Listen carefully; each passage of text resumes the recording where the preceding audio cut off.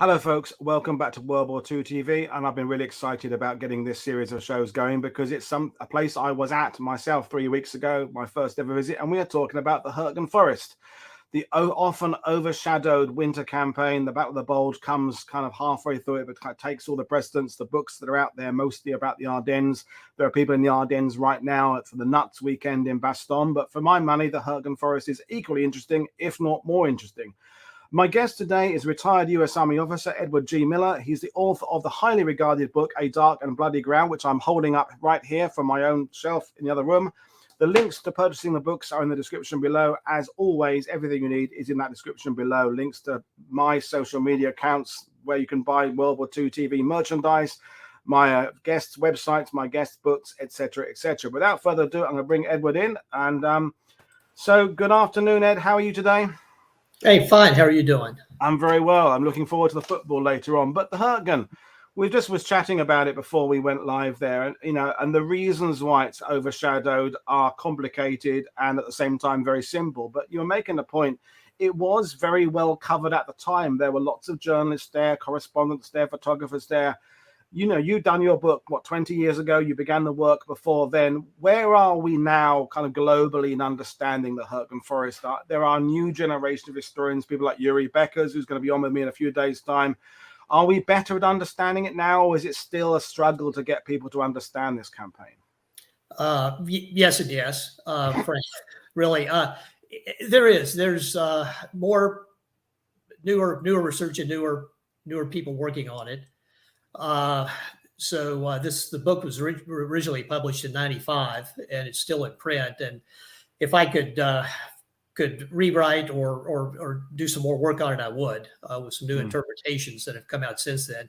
And I think one thing, at least in the States, that's making it a little bit, keeping it in the news for people that keep up with just military events. For example, we were just talking a minute ago, just this week in Army Times, which is a private publication, but read by a lot of folks in the Army, DOD, is identification of another set of remains from a 2nd Battalion, 109th Infantry Regiment soldier that was killed in Wassenack in early November 1944, and the remains were just identified recently. So technology and science and DNA, et cetera, enable positive identification, which translates into some news coverage. And so it's in the news, and it may be in the news more now than it was 30 years ago, plus when I first went to the forest and started working. And I think also, having been there myself, with the technology we have for 3D mapping, there's lots of opportunity to explain the battle better these days with the kind of technology we can lay on things now. Because in my mind, I hadn't realized quite how hilly and up and down and undulating those valleys were. I was more familiar with the Ardennes, and you can read a map and a book and you can look at maps, but until you've actually walked that ground, you can't really get a sense of it. So I'm assuming that if documentary makers did want to throw some serious money at a Hürtgen Forest film these days, they could do a lot more to explain that terrain with drone footage and flying over the battlefield and going up those logging trains, which would help people understand it. But anyway, we're not here to talk about future projects. We're here to talk about the Hürtgen Forest in terms of your work. You've come armed with a PowerPoint, folks. We will do questions as we go along today. And other than that, I'm going to hand over to Ed to take us through this. And as you know, folks, this is the introduction show to Hürtgen Forest. We were doing some deeper dives into some specific units as the week goes on. But this is the big setup with frankly, one of the masters of this campaign. The other guests later on, Uri Beckers, Chris Hart, and others, are all fans of and following in the footsteps of our guest today. So over to you, Ed, to take us through this. Yeah, appreciate it. Yeah, this is not intended to be death by PowerPoint, so I will get through this. And we had mentioned earlier, if questions come up, that's fine. And if people need clarification, I'll be glad to do that. So we'll head on and get started. And this is an overview of the campaign. And to your point, some of the folks later this week get into a lot more detail than I will. So I can, but not, and I'm glad to do it, but for this purpose, not so much. Okay. So yeah, and so it was. People call it a battle. I call it a campaign. It was campaign length.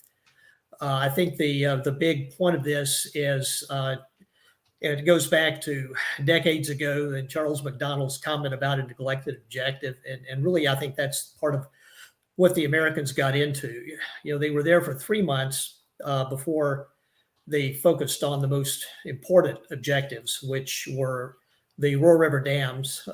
We fought for key terrain and a road network that was important, but it wasn't important until the dams were secure. It is not it was well covered in the media. You can go to something like newspapers.com and find that it was. Some people have tried to make the point or sensationalize it by saying there was some big army cover-up. No, there wasn't. I think it was just simply forgotten because it was bookended by D-Day on one end, the Bulge on the other end, and the end of the war. And given the outcome, and just as because it was just easy to forget it, but not necessarily on purpose. It was the worst, costliest U.S. divisional action of the war. The Germans really held the initiative. They were defending, but managed to hold the initiative, and we'll get into some of that. And and to your point about the terrain, absolutely, it was not a place that was suited for the advantages that the U.S. Army had in terms of its mobility and capability to maneuver. Where is it? In case the audience may not be aware, it's southeast of Aachen. If you lay it out, it's maybe 100 square miles. The worst of the action was in maybe 40 square miles of that or less. So if you can imagine an area that's relatively small, and we managed to pack a lot of killing into it, and killing our own people, in effect. So you get an idea of where it is in relation to Aachen. And if you notice between the open terrain on either side to the northeast and to the northwest, the Ruhr and Rhine plain to the Düren area, and then on either side of Aachen, which are terrain corridors that we had to gain in order to get to the Rhine and across the Rhine. But you can see that we managed to put ourselves in the middle of that big green mass of Hürtgen Forest. And the road network may be a little bit hard to see there, but you can see that in some of the other maps. And we'll get from some of the introduction into a little bit more specifics. And I think a lot of people are familiar with the Normandy campaign and the breakout, the market garden period, and some of the failed attempts to get across the Rhine and get into Germany in the summer, late summer and early fall of 1944. And Eisenhower, and to kind of go up to the highest levels, had some political and operational decisions to make, and one of those was at sort of the behest of Montgomery and the British, and to keep the Allied cooperation going as it needed to go, was to strengthen the American forces to Montgomery's right. And so that is largely how First Army ended up where it did, with especially 5th and 7th Corps, and ended up in a headlong drive and ended up in the forest. And if you look at the two black lines in the map, that's months of advance and months of attack, months of gain. So when I say it resembled World War I mean, that is about what you have. If you can imagine that long for that little gain, and then ask yourselves, would the British public, the American public, who would put up with that now, and to that level of attrition? So, so we have by the middle of September, General Hodge's First Army on a collision course with the forest. And again, the reason for it was partly tactical, Allied cooperation, and logistics. And it's been said that all wars are logistics wars, and they are. And I'll go into maybe a little bit of that as we go on. And part of that is due to my career in the Army as a logistician.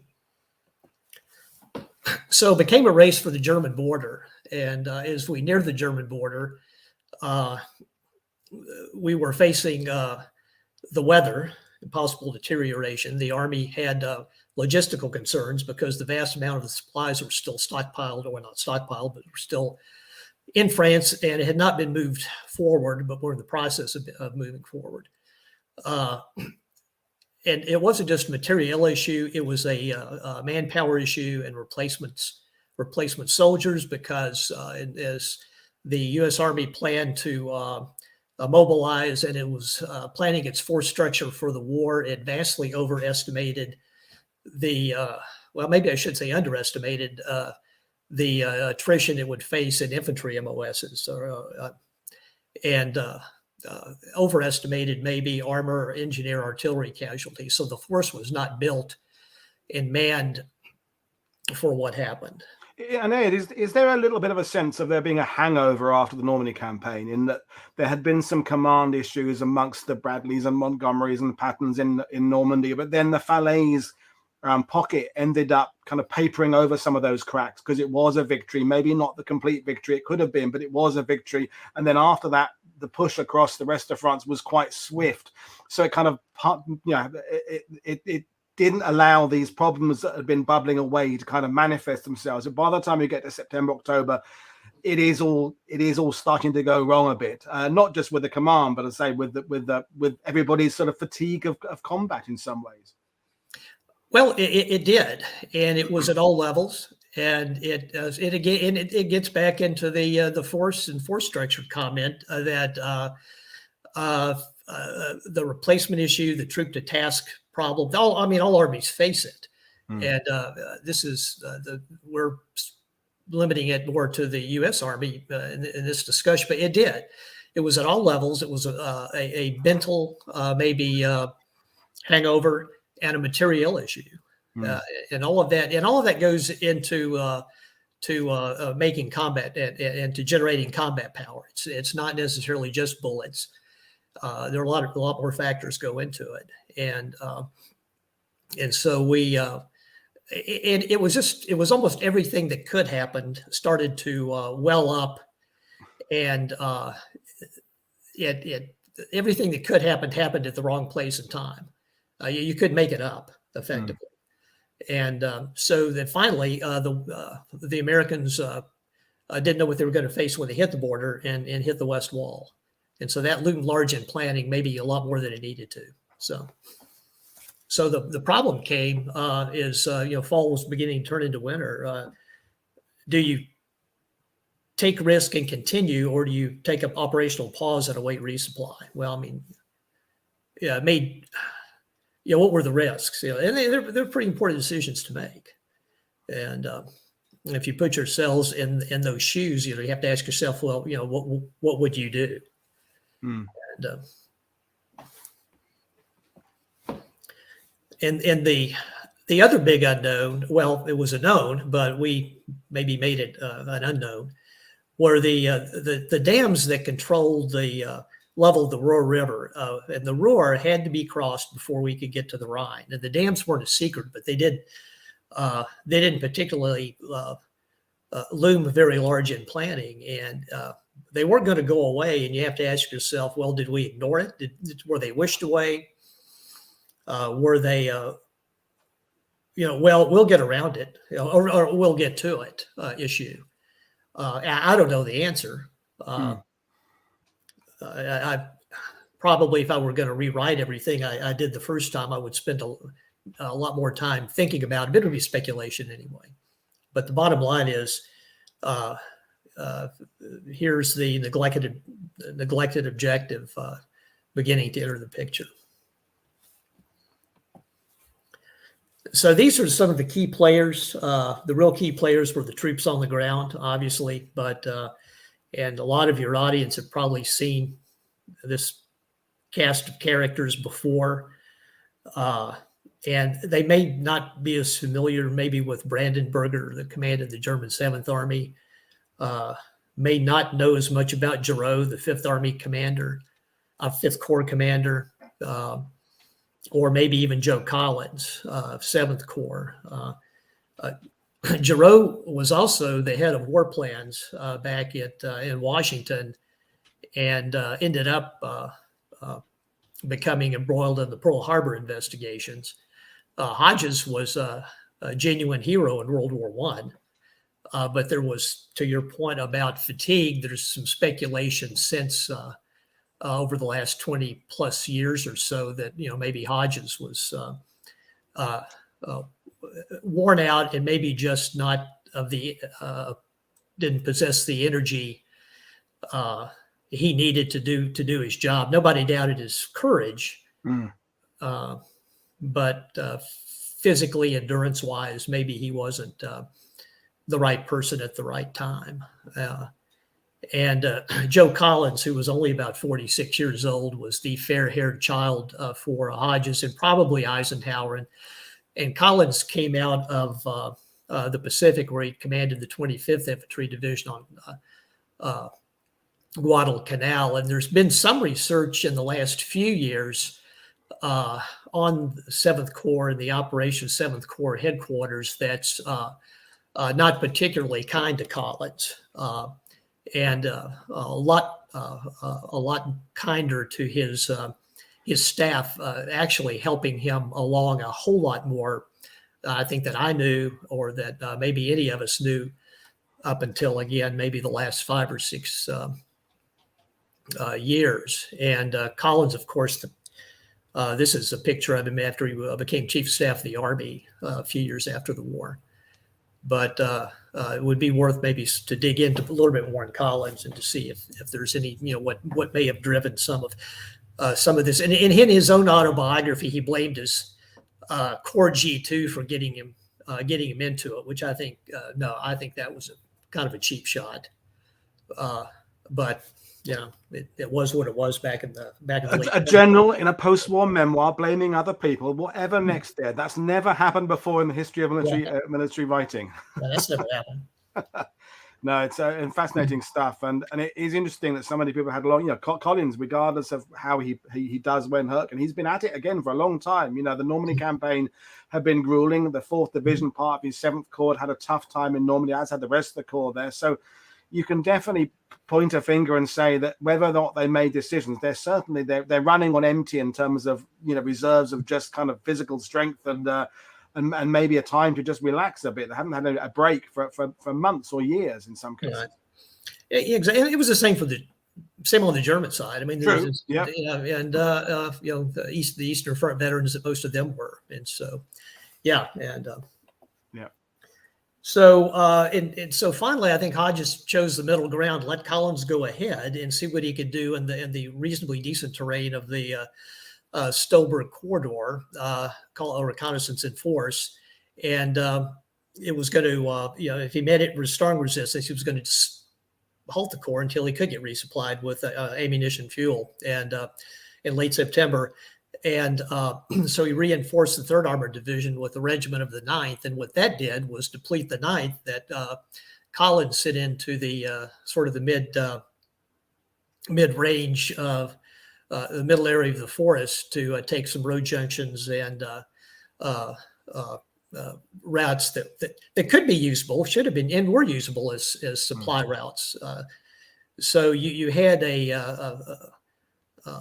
you had sort of different levels of thinking. They did try and get around the forest with the third AD and reinforced. They did know they needed the roads for supply routes and for resupply. So they did go through the middle. And I think the bottom line is, when do you acknowledge, well, this isn't working and we need to do something else? And that is kind of the big issue with this is I don't think we ever did that. If we did, it was too late. So the Germans just, especially in the southwest of the town of Hurtgen, just chewed the rifle companies up, and they were under strength anyway. And they were exhausted. The troops were exhausted, just as their leaders were. And so that sort of set the tone. And so you ask, okay, now at what point do you quit throwing good money after bad?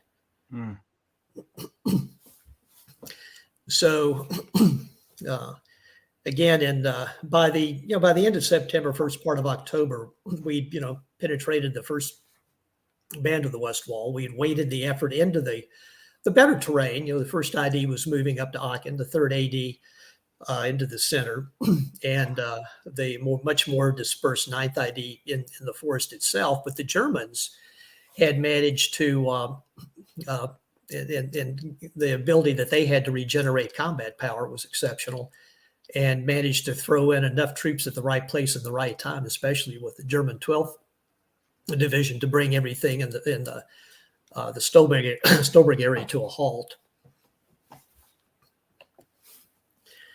So it was a deliberate attack next by the 7th Corps, which translated into the 9th ID in the center. And again, we blew off the dams. We faced bad weather.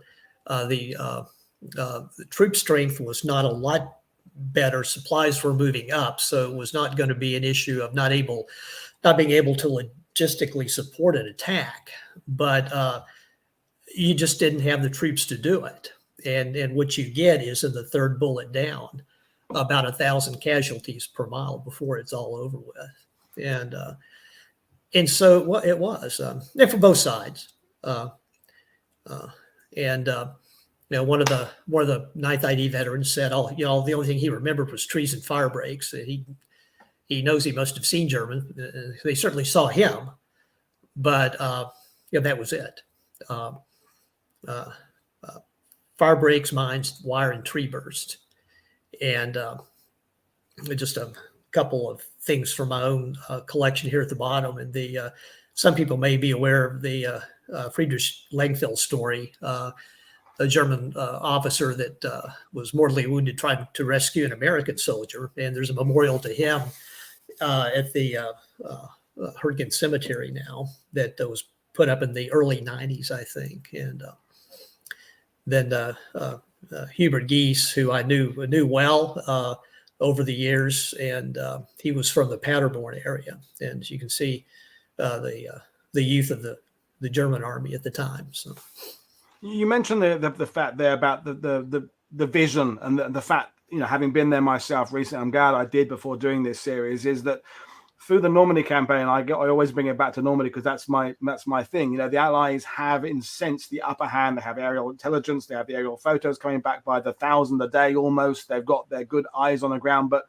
standing as I had in the Hurtgenwald and seeing those corridors through there and the road network, the defender can see everything the attacker does long before the attackers even got the vehicles moving. It is such that the ridges, the dominating ridges there, for the first time in maybe weeks or months, the Germans have that advantage over the Allies in that they know exactly what's happening and who's going to come towards them. And those, as you'll come into the towns like Vossenack and Schmidt and things, everything's telegraphed.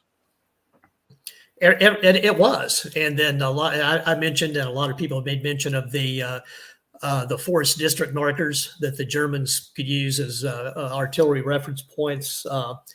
Not that we didn't know that, but they had the time to pre-plan their fires according to those. You had a couple of stories of Germans who were back in their hometown fighting. Who I mean, they were not as guerrillas, but I mean as legitimate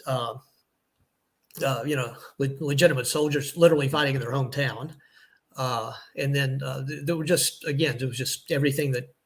I mean, everything always goes wrong that can go wrong, but this was a case of everything really going wrong that can go wrong. For us. So look at the red to blue. Well, that's another 2 weeks of fighting.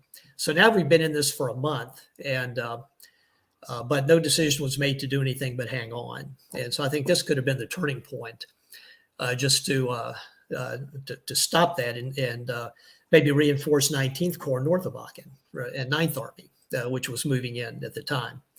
But there's been speculation that wasn't done because everybody just trusted Collins to do this, and maybe that I don't know that maybe Eisenhower maybe trusted Hodges more than he did Simpson. That I don't know, but I've heard that, but I've not done myself the due diligence to sort that out.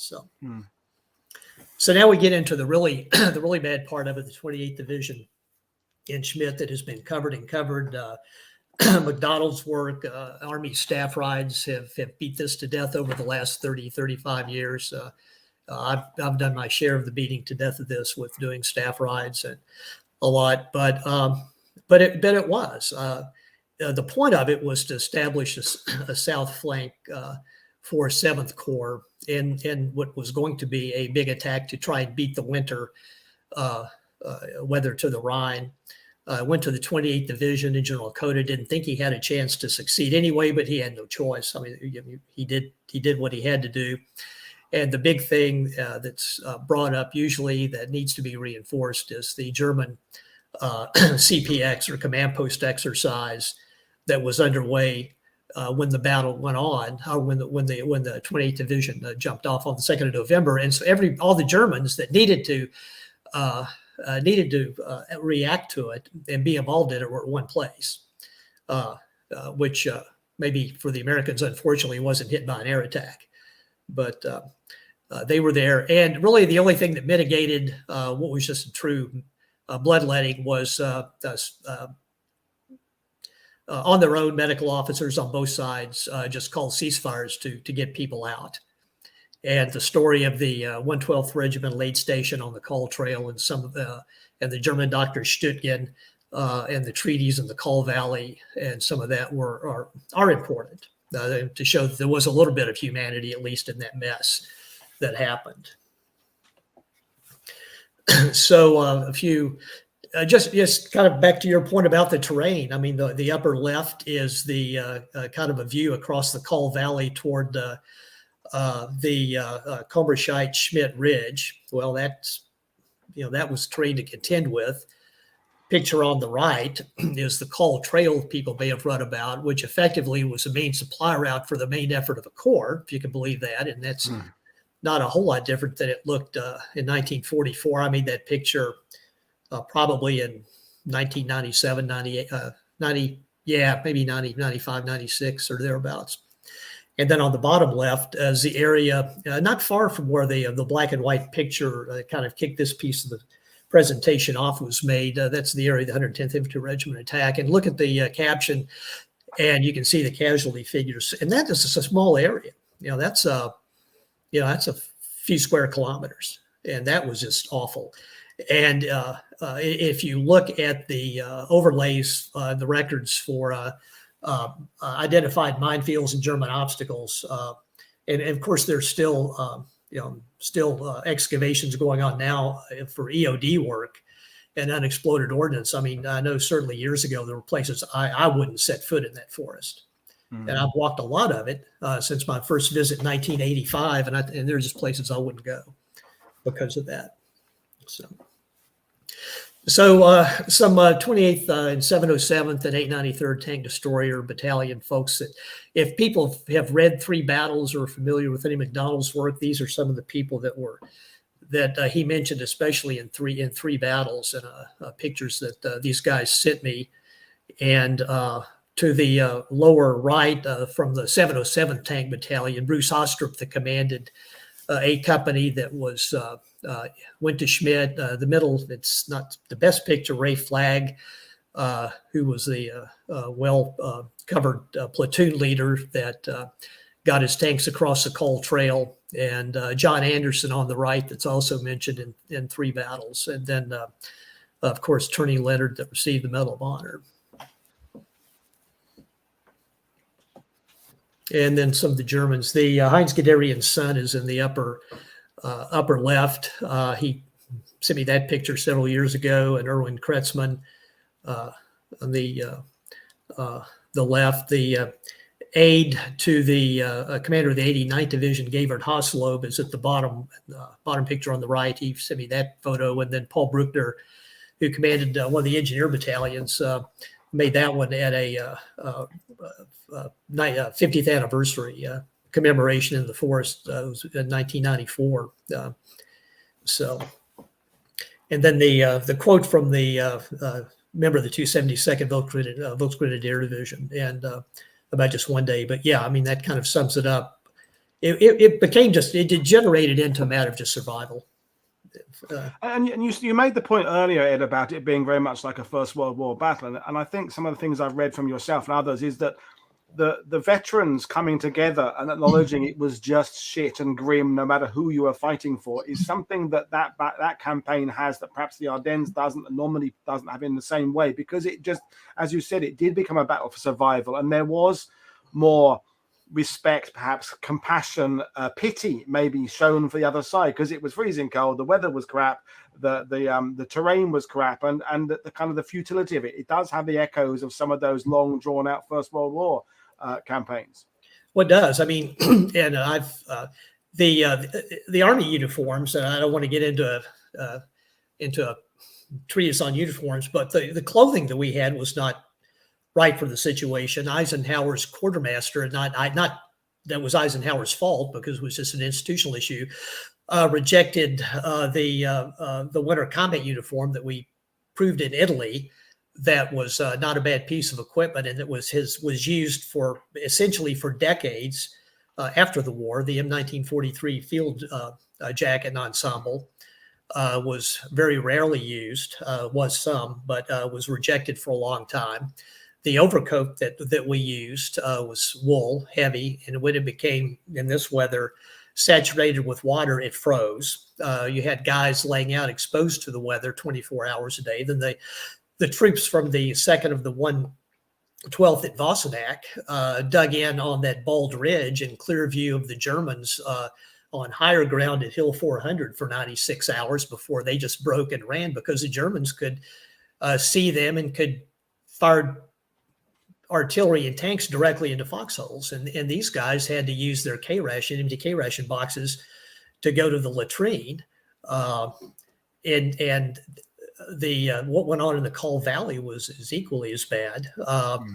I've had more than one veteran, and the first reunion of the 28th Division I went to back in like 1988, we were at Fort Indiantown Gap at the club bar, and I was talking to some of the guys, and a couple of them just broke down crying. And this was in 1988, just talking about what it was like to get across the Call Trail into Comerscheid to reinforce the units that were there before the Germans counterattacked and kicked them out. And I mean, it was, I can't imagine what that would have been like. So again, here we are, 2 months into it, and we're only through maybe 2/3 of the forest and nowhere near the dams, and we kept it up. So kind of to sum up Fifth Corps in November, when it became clear that the 28th Division wasn't going to do anything, I just put in a regiment from the 4th, the 12th Infantry Regiment, that was intended for use in the big upcoming offensive. And you can see what happened to it in 4 days, just in a small area to the west of Germeter. The comment from one of the battalion commanders to the point of that they were in that, and this is what McDonald called the bloody little plateau west of Germeter. The 8th Infantry Division came in to reinforce the 28th when it pulled out, and it was equally, what they went through was equally as bad, and including a really ferocious small unit action near what is now the Hurtgen Cemetery. And if you see the comment from the staff officer from the 8th ID here, I mean, it was horrible. The Ville de Sau minefield, which is where the present day German Hurtgen Cemetery is, you can see that's a piece of an American tank in the foreground of the black and white picture. And then what one of the German division commanders said, and they likened that, those who had been on to the east in the Eastern Front likened some of the conditions to the Eastern Front. And while that's on my mind, after the war, I think it was in the summer of 45 and maybe even in 1946 was really dry. And so unexploded munitions that were just set off. And so sections of the forest just burned up, and along with that remains and some. So there's just obviously some people will never be recovered despite technology. And generally the area of if you drive through there today, it's a lot of the areas, I mean, down to the fence row. You can look at a 1944 map and it's pretty much identical, but some areas they just didn't bother to regrow, particularly up and down the 399 that passes through Wassenack and Hurtgen. On either most of the clear areas you see around the towns of German or Hurtgen and down toward the Rafflesbrand settlement were wooded in 1944. 45, they didn't bother to regrow any of that. So.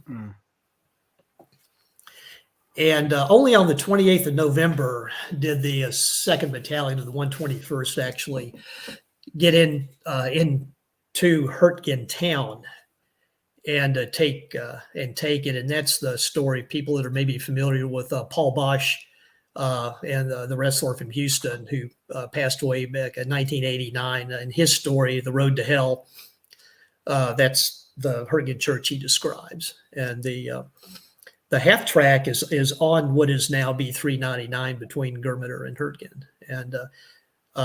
And you can see some bullet damage. That particular picture was made several years ago. So for all I know now, that may have been patched. But in the 1980s and 90s, there were still a lot of places that still showed, much as you'll see in a lot of places. So the November offensive went down anyway, even though the 28th Division attack had failed. And a couple of comments. Sidney Miller, not related to me, but he and Gibb were both from the 1st Infantry Division.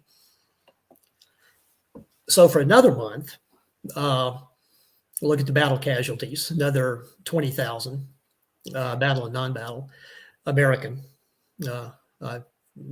Didn't get into the German side that much because of just the records issue. But so Operation Queen on 16 November was intended to just literally blow a hole that the Americans could, that 7th Corps could attack through. And it did. If you look at some of the aerial photographs, some of the towns in the Durin area were just turned into powder. But the dams still were not stated objectives, although air attacks, by that time they did try that, they failed. And German senior commanders were told, obviously to hold at all costs, but they didn't know that part of the reason, especially the area to the southern fringes of the forest, were critical to the impending Battle of the Bulge Ardennes attack.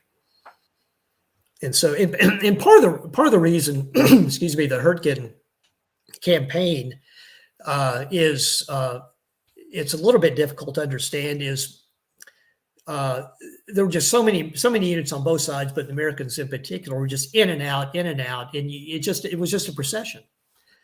And you don't even want to think about the non-divisional units. It wasn't just a 707 tank battalion or the 893rd Tank Destroyer Battalion. And then throw in artillery and throw in everything else. It's just almost literally too hard to track for someone that is just just wants a grasp of just the calamity and doesn't want to get weighed down in what I call the bumper number level of detail. You just can't. It really is hard. But the 4th Division and Rob Rush's study on the 22nd Regiment is about 20 years ago. It went a long way to helping understand just the impact of the attrition on a rifle regiment. And if you just look at some of these numbers, and again, ask yourself, what, and absolutely, I'm not belittling anything that happened after 9/11 because I retired in 2000, but people I work with now every day in my day job, and since then, are a lot of veterans of Iraq and Afghanistan, and not to belittle any of that, but we're talking casualties in the Hürtgen Forest in a matter of weeks that equal the last 20 plus years in anything else that the U.S. military has done. And you ask yourself, what today would the public define as worth it? So yeah, I mean, you said earlier at the beginning about how the fact that the campaign was reported. But presumably these casualty rates were not reported in any kind of clinical way like you're putting on the screen now. This was kept not covered up, but just not spoken about. Right.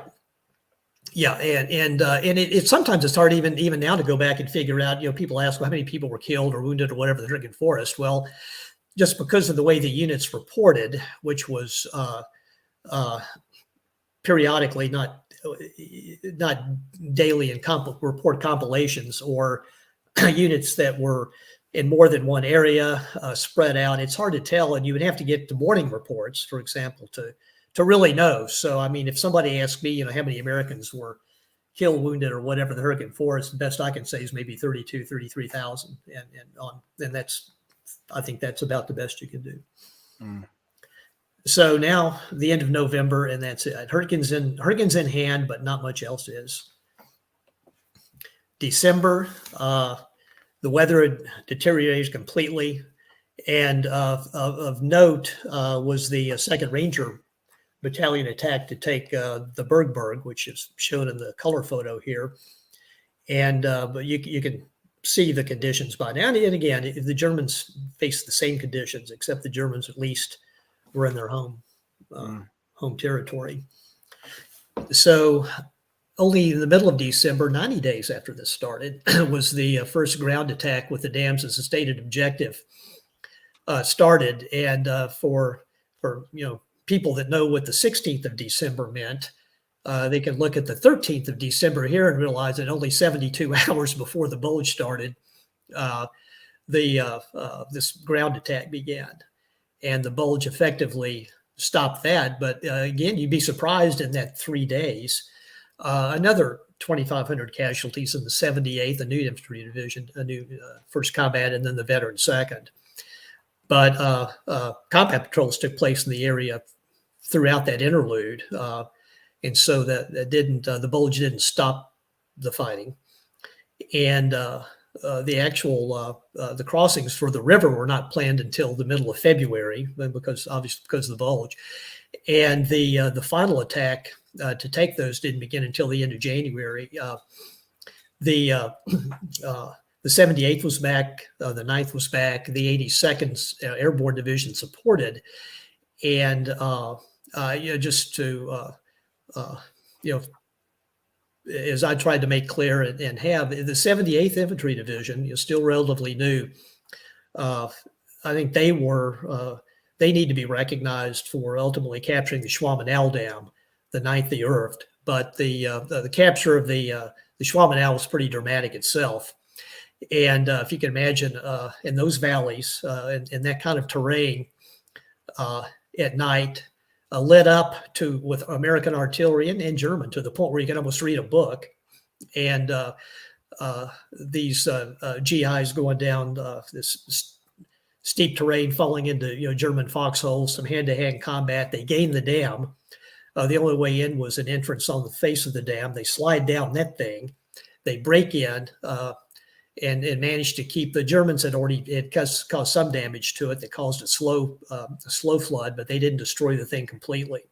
And so from beginning to end, from sort of a laboriously tired, exhausted on both sides, armies that started this campaign to a sort of dramatic conclusion in February. With all that happened, you kind of ask yourself, a few miles and 30,000 casualties later, what did we gain? Because if it's still, we managed to be delayed by 2 weeks just because of what happened there. And it's, I think this is not a complex map. It's not a high-end map, but I think it kind of says a lot if you just take a look at that. It looks the scale of miles on there. And then the famous line from across the river and into the trees, Ernest Hemingway's character telling his Italian girlfriend, and I think this says a lot here. Hemingway was with the 4th ID in this battle for several days. And that's it. I mean, it was just that bad. No. And then my effort at some shameless self-promotion here. We are perfectly fine with shameless self-promotion. We are completely commercial, and we want people to go out and buy your book. And I've got both of them. In fact, Nothing Less Than Full Victory is a very good account as well. They sit side by side on my shelf. So the questions that are coming in, the one that's come in several times is that they still don't understand why this campaign was launched in the first place. And I think even people who've studied it, that is the $64,000 question, isn't it? You know, the generals who fought in it have come up with different reasons that they said before it and afterwards. I mean, where are you? Or should it have been not done at all? Was the plan flawed? Was the execution flawed? Where are you on this, Ed? I mean, it's a big question, I realize. Yeah, well, I think I think the short answer is I don't see an issue with what we did into October. I think, especially after the middle of October, when it was clear that the 9th Infantry Division wasn't going to go anywhere, I think that was the time to stop it and then go back and see if the effort couldn't be weighted to to where the 3rd AD was at. And again, even 80 years ago, the Stolberg Quarter area was quite built up. But I think that would have been it. And I think they just should have stopped it there. But as one of the staff officers said, he felt like they had a tiger by the tail and they couldn't let go of it. And so I asked Charles McDonald one time if he ever found, like, was there a smoking gun? Was there an order? Was there a plan? Someone said, yeah, let's keep doing this, because we're stupid or whatever. But yeah, and he never found anything in his research. And I never have. I never did. The only thing that you can really see and find, and then again, you can't, I don't know if it's, evidence that would stand up in a court, is the daily situation reports from the within the 28th Division in November, where there was 112th and I think maybe even the 110th Regiment, where they're reporting and this is 6, 7, 8 November, combat efficiency excellent. Well, no, not after you've lost a battalion at Schmidt and a battalion at Wassenack, and you had the part of the 110th shoot up in the Rafflesbrand area. No, it wasn't. But if those reports are going back to the division, and the division is sending those to the Corps, and the Corps is sending those up to Hodges, and that's what you see, well, what are you going to think? Now, Hodges has been criticized for not going all the way up front. Well, he did go up maybe a couple of times. I'm not sure. I can't remember, from his headquarters. Not often, but he.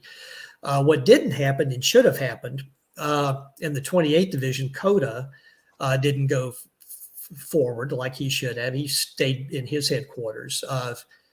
His ADC Davis did go forward as part of Task Force Davis, and he saw what was going on. So it wasn't that much command presence. The 06, Lieutenant Colonel level 0605s were up some. But I don't think there was a good picture ever painted at certainly at the Corps level. So thank you. I mean, let's talk about Cota for a minute, because as a Normandy guy, big fan of General Cota as the second assistant divisional commander of the 29th Division. I mean, there he is absolutely leading from the front. I mean, he is, it's pistol in hand through the minefield, off Omaha Beach, up the bluffs, same kind of thing going into towards Saint Lo. And then when he takes the command of the 28th Division, he seems to become the opposite of what he'd been as an ADC. He tries to become a Gerhardt, who had been his commander in the 29th. And I struggle when I'm reading about Cota in the Hurtgen to see the Cota that I really liked in Normandy. So where do you stand on? Did he shift? Did he try and become something he wasn't? Was he having a bad month? What's your assessment of Cota in the Hurtgen? Well, the only thing you can put your finger on, and his biographer mentioned it, is that he was either diabetic or pre-diabetic, or right. He had some health issues. And that he probably medically shouldn't have been up there because he did. So maybe that was it. It doesn't absolve him from not at least trying to figure out what was going on just a few miles there. His headquarters was at Road, so that's 5 miles away from where all this was going on. So yeah, but I think maybe health wise, he probably peaked. And the other piece is the 28th Division had a rough time on the border in September, south, the Ormont area and south of Luxembourg. So I don't know if that had some effect, but it may have. I mean, they really got they had some. It wasn't, again, they just ran headlong into the German border defenses. The 28th must have had about the unluckiest Western European campaign. They just went from one shithole to another shithole to another shithole, and haven't been given the kind of the credit. I mean, there's not that much written exclusively about the 28th Division compared to the first or the 3rd Division Italy, for example. Lots of stuff, but the 28th doesn't have much. A question from Lorelei. Regular viewer, how did this affect the Germans' plans for the Ardennes offensive, if at all? I think they delayed for a few days, but did it help them? Did it hinder them? Was it a distraction? Was it trying to juggle two balls at the same time? What's your feeling about the connection with the Ardennes? Yeah, I think it hurt the Germans to the point that they weren't unable, and I don't have all my records handy, obviously, but that it affected their planning. To the north, they weren't able to bring up what they had intended to. They had to devote troops to holding the Americans back. And interestingly, for all the 4th and the 28th Divisions went through in the Hürtgen Forest, they did under circumstances well in Luxembourg. So I think it was a kind of a twofer in that case. Mm-hmm. The 28th and the 4th were more resilient, I think, than anybody could have expected. And the Germans had to put combat strength into the Hurtgen that they would not ordinarily have had to. So yeah, I mean, that's maybe the best I can do without turning this into an all day. Yeah. No, definitely. Thank you for that. Another question from Scott Grimwood, another regular viewer. Did either side use airburst artillery to blow out the trees and to use them as weapons? I mean, honestly, they did just by default, if for no other reason, because the place was so thickly forested.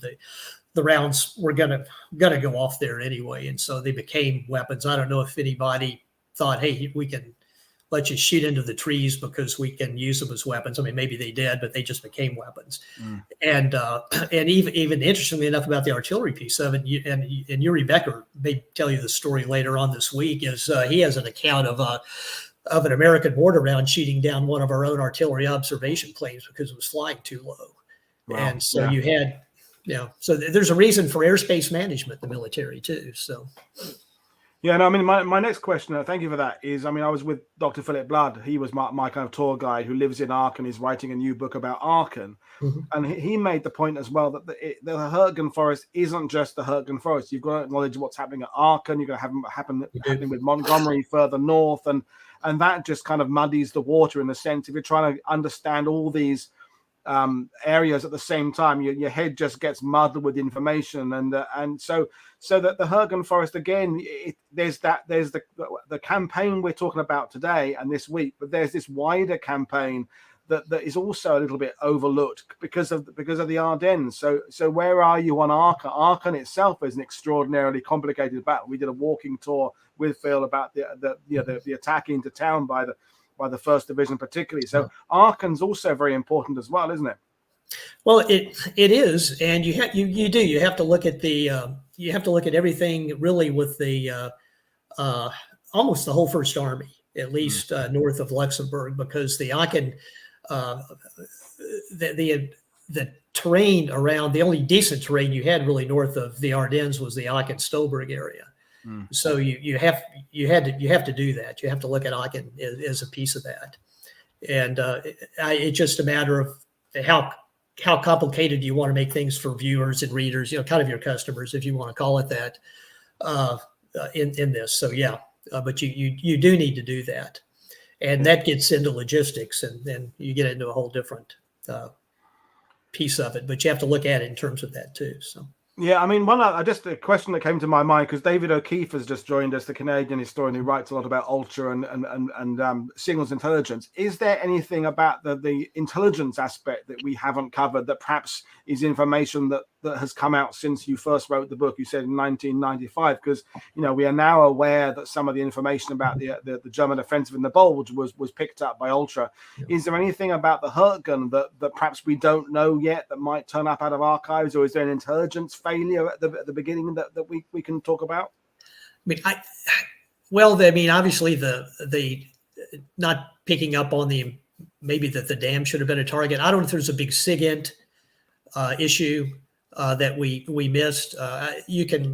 What I didn't do, and again, it'd be one of those things, if I could do it all over again, or could had the time to do some more work, would be to look more at G2 reports and interrogation reports, because you do see some indications of the German resilience. You see indications of the resurgence piece that I think we overlooked. We knew it, but I don't think we paid enough attention to it.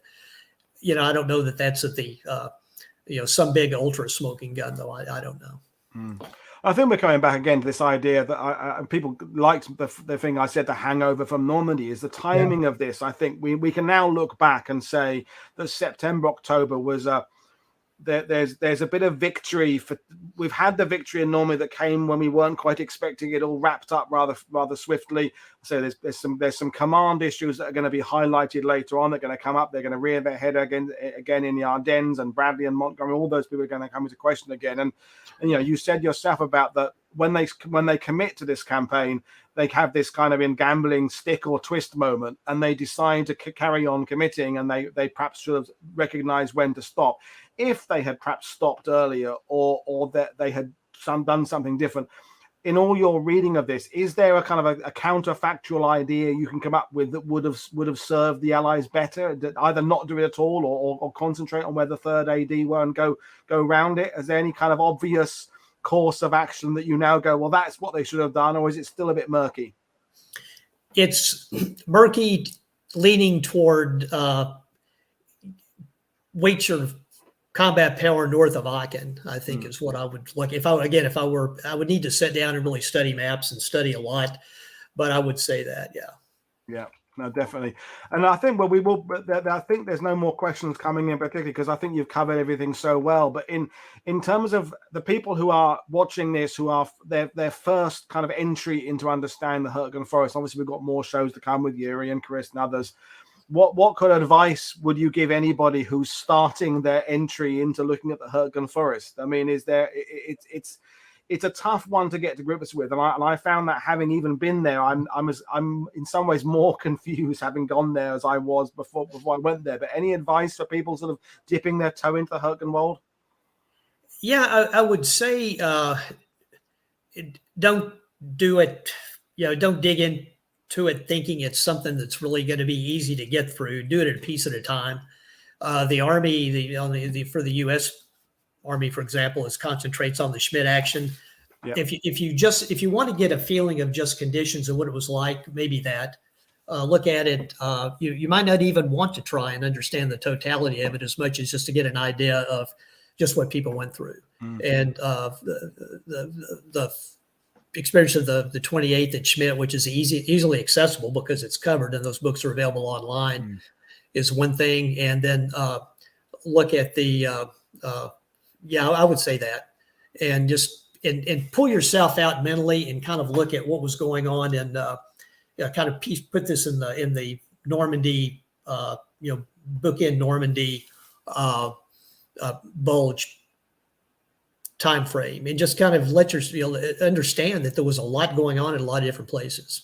No, definitely. And you when you started talking earlier about just there's some of those quotes up in the PowerPoint there about the misery of it. I had Mary Louise Roberts on as a guest a few weeks ago. Her book Sheer Misery, which isn't the battlefield book. It doesn't tell you how the campaigns are being waged. It is just a description of the Americans and British and Canadians in the 44-45 period in the Western Front. And the amount that she was saying before going live, the wealth of material she has of just from the Hurtgen outweighs what's coming out the Ardennes in terms of just people talking about trench foot and misery and morale and desertion and all those things that are that we don't really tend to think of. We tend to think that when you get towards the end of 1944, everyone knows the war's going to be over. We're going to win this. We've got it cracked now. The Pacific campaign is going our way. We're pushing up through Italy.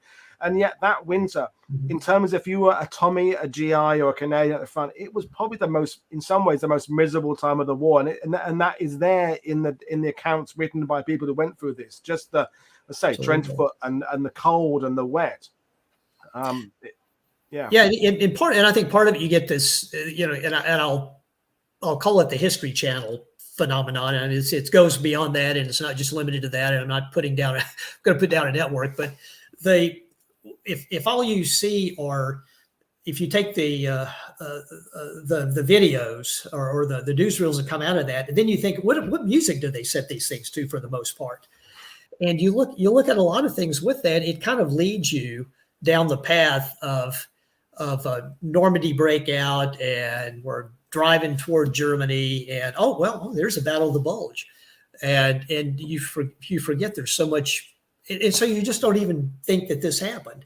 And then I watched, there's a 36-minute, I think made in 1945 or 1946 film about the 1st Division.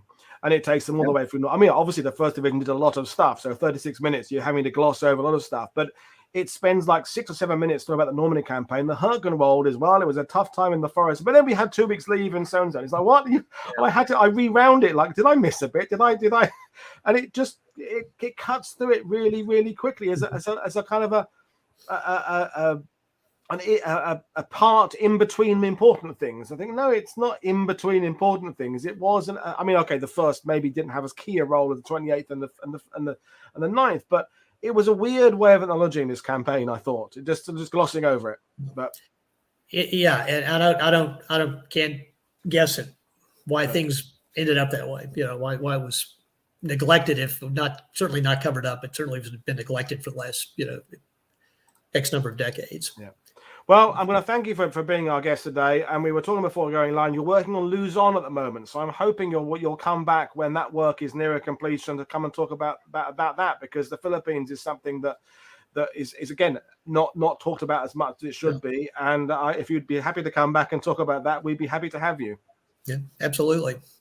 Brilliant. Well, folks, I'll be back again tomorrow. So Edwin Popkin is joining us. So 7 p.m. UK time in the evening tomorrow, when he's talking about visiting the Hurtgen, because he's a tour guide there. He'll talk about the coal trail, talk about what it's like to walk around it, a bit more about the weather, a bit more about the terrain there, and it'll expand on what Ed has given us today. So Edward G. Miller, thank you very much. Again, I hold up your book there, folks. Go and get it.